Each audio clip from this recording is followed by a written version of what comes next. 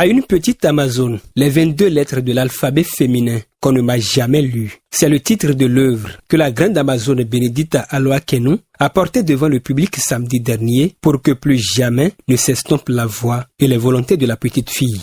À une petite Amazone est une série de correspondances qui enseigne aux personnes, les filles, combien certaines choses sont injustes et précise que, bien que traitées de sexe faible, elles ont le droit de dire non.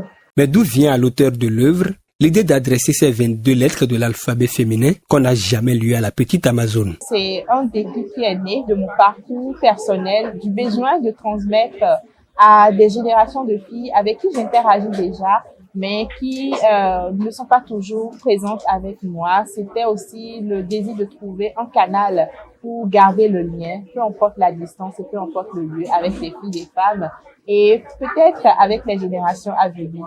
De ce document, synonyme du déclic chez la petite fille, jaillit un message suffisamment puissant. Alors, le message principal que j'ai envie de transmettre, c'est que tu es déjà assez pour franchir les obstacles, assez pour faire toutes ces choses-là que l'on dit souvent impossibles pour les filles dans ce monde, et surtout de pouvoir dépasser les limites que la société nous impose. L'œuvre épistolaire, aussitôt née, est déjà au centre de toutes les curiosités et intérêts. À une petite Amazone, pour moi particulièrement, ce livre est une réponse au cri de cœur de toutes les Amazones qui se battent au quotidien pour la promotion des droits des femmes. Ce livre est, en effet, en quelque sorte un roman épistolaire à travers lequel le narrateur, que nous pouvons ici confondre à l'auteur, s'adresse à une petite fille dont elle a envie d'en faire une vraie Amazone, une femme dotée de la confiance en soi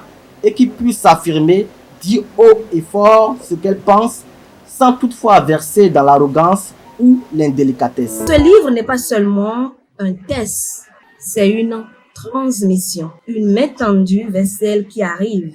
Ce livre devient un miroir qui lui murmure « Tu as le droit d'exister pleinement ». Un droit d'exister pleinement qui est davantage renforcé après lecture de l'appel rare que nous offre Benedita. Le livre Une petite Amazone, je pense qu'il aura un impact très grand sur les lecteurs et les lectrices notamment, qui pourront plus facilement se retrouver dans ce bel ouvrage. Quand vous lirez à une petite Amazone, vous aurez l'impression d'avoir cette oreille qui ne juge pas, mais qui montre le chemin à suivre pour devenir la version de vous que vous aviez réellement envie d'être, et surtout pour être plus épanoui en tant que femme. Et pour ce plein épanouissement de tous dans une société juste et inclusive, un seul geste compte.